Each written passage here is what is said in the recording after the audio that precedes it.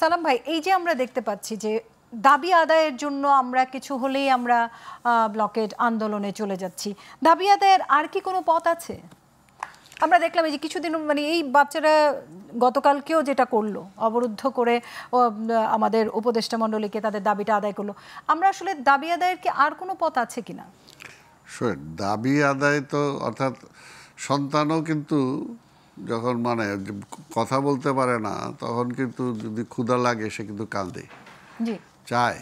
তো সেটার জন্য চাইতে তো হবেই, কিন্তু আন্দোলন সেটা হলো চাইতে হবে। কিন্তু এই সরকারের অধীনে যেটা বলবো, যে এই সরকার প্রথমেই উচিত ছিল, যেটা আমরা বলছি, যে আমার কাছে দাবি দেওয়ানো না, নির্বাচিত সরকার আসলে তুমি দাবি দেওয়ানো। তারা যদি প্রথমে এটা বলতো, তাহলে কিন্তু এত কিছু তাদের কাছে আসার কথা না। কিন্তু তারা মনে যে সব কিছু ওয়াইড করে দিছে, এমনভাবে খুলছে যে এখন এটা সামালি দিতে পারতেছে না। তো এটা হলো তাদের, তো ওই যেটা বললাম, যে তারা ওই যে রোড ম্যাপই দেয় নাই, তারা কি করবে তাদের কার্যতালিকাই তৈরি করে নাই। কারণ যেটা পারে ওইটাই করে। এখন লোকজনও সব কাছে ওইখানে যাচ্ছে, সব কিছু এটাই করতেছে, বা দাবি দিলেই কিছু পাওয়া যাবে। এইটার জন্য হলো সরকারের ব্যর্থতা। এখন এটার জন্য যেটা পরিষ্কার, যে আজকে দেখেন আমরা সেলিম ভাইও অনেকগুলো কথা বললো, আজকে রাজনীতিটাকে আমি যেটা আবার বলবো, যে এখানে সবচেয়ে বড় যেটা দরকার, যেন একটা মেধাবী লোক যেরকম সমাজকে কন্ট্রিবিউট করতে পারে, আবার সে সমাজকে ক্ষতিও করতে পারে তদ্রুপ। তা আজকে যারা মেধাবী আছে, যারা শিক্ষিত আছে, যারা ভালো পয়সাওয়ালা লোকজন আছে, এগুলোকে সৎ হইতে হবে এবং তার ব্যক্তি স্বার্থের ঊর্ধ্বে আসতে হবে। যদি আমি দেশপ্রেমটা নিয়ে আসতে পারি, আমার মধ্যে যদি মানবতাবোধটা কাজ করে, তাহলেই দেখবে যে সমস্যাগুলো সমাধান হয়ে গেছে। সমস্যা কিন্তু ওই বড় লোক বলেই বা শিক্ষিত লোকগুলো ওইখানে, সমস্যা কিন্তু সাধারণ মানুষের মধ্যে নাই। কিন্তু শুধু শিক্ষিত আর সক্ষম লোক কেন আমরা চাচ্ছি? প্রত্যেকটা জিনিসেরই তো ক্রিয়ার সাথে প্রতিক্রিয়া থাকবে।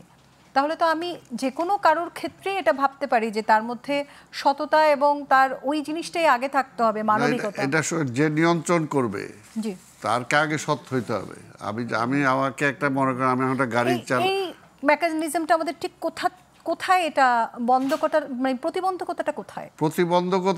প্রতিবন্ধকতাটা হলে নিজের মানে আমরা নৈতিকভাবে যে আমাদের অধপতন যেটা হয়েছে, এবং এই নৈতিক অধপতনটা যেটা আমি মনে করি, যে আসলে যেহেতু সেই স্বাধীনতার পর থেকে রাজনীতিটাকে আমরা স্টাবলিশ করতে পারি নাই, গণতন্ত্রটাকে স্টাবলিশ করতে পারি নাই, এবং স্বৈরতন্ত্রটা চলে আসছে, এবং এইখানে আধিপত্যবাদের শক্তিটা সবসময় আমাকে বাজার হিসেবে ব্যবহার করতে চাইছে বা করছে।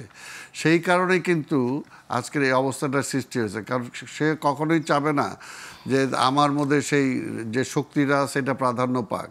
তাহলে তো তার এখানে নষ্ট হয়ে যাবে, সে সেটা পাবে না। এই কারণেই সে আজকে এই যেটা গত 17 বছরে, আগেরটা যদি বাদও দিই, গত 17 বছরে মনে করেন যে আজকে আধিপত্যবাদী শক্তি আজকে আমার সেই নৈতিক যে জায়গাগুলো সবগুলোকে শেষ করে দিছে, মোরালিটিটা শেষ করে দিছে। একটা জাতির যদি আপনার শিক্ষাটাকে শেষ করেন, গত সরকার আমলে কি হয়েছে, আমার শিক্ষা ব্যবস্থাটা কোথায় চলে গেছে। আজকে যে ডাকসুর ভিপি ছিল এক সময় মোজাহিদুল ইসলাম সেলিম, সেই সময় ঢাকা বিশ্ববিদ্যালয়ের র্যাঙ্ক কোথায় ছিল, আর আজকে এই সাউথ ইস্ট এশিয়ার মধ্যেও না খুঁজে পাওয়া যাবে না। অথচ আজকে আমরা কি দেখতেছি, যে এখনও দেখেন যে আজকে এই সরকারের মধ্যে ছাত্রদের প্রতিনিধি আছে, অথচ শিক্ষার মধ্যে কিন্তু কোনো কমিশন হয় নাই, শিক্ষার ব্যাপারে কিন্তু কোনো কমিশন হয় না। আজকে দেখেন এই যে একটা বড় দুর্ঘটনা ঘটলো, এই বড় দুর্ঘটনাটা কেন ঘটলো এবং ঘটলে আজকে অবস্থাটা হইলো কেন, আজকে এটার জন্য কারণটা কি, আমরা কি খুঁজতে চাচ্ছি? আজকে যে নগরায়ন যেভাবে হয়েছে, যেটা কোনো সিস্টেমেটিক হইতে ডেভেলপ করে নাই। পাকিস্তান আমলে আমার যে প্ল্যান ছিল এই ঢাকা শহরের, আমরা তো সেই প্ল্যান মানি নাই, বা নিজেও একটা গ্রহণযোগ্য প্ল্যান করতে পারি না। ছোট্ট করে আমি জানতে চাইবো দুজনের কাছ থেকে, খুব অল্প সময় আমাদের হাতে, যে আমরা দেখলাম যে আমরা একটা মানে দুর্যোগের পড়ে গেলে আমরা অক্ষম হয়ে যাই। তাহলে এই যে এখন যে পরিস্থিতিটা, মাইলস্টোন স্কুলের যে এটা, সরকারের এখন ঠিক করণীয় কি?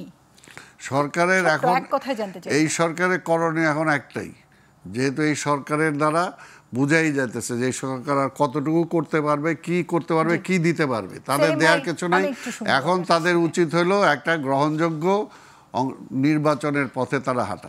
সালাম ভাই, আপনাকে অসংখ্য সমাধান ধন্যবাদ। খুঁজতে হবে জনগণের অসীম শক্তি এবং ক্ষমতার উপরে। জনগণকে দূরে ছড়িয়ে রেখে জি। কিচ্ছু হবে না, জি, সেটার সেলিম ভাই- প্রমাণ আমরা গণঅভ্যুত্থানের সময় পেয়েছি। সেলিম ভাই এবং সালাম ভাই, আপনাদের সেইটার উপরে দুজনকে অবলম্বন অসংখ্য করে আমাদের এগিয়ে যেতে হবে। ধন্যবাদ জানাচ্ছি। আমরা এখানেই শেষ করছি আজকের মতো। দর্শক, আজকের মতো এখানেই শেষ করছি। আর কাবল প্রশ্নগুলো সহজ।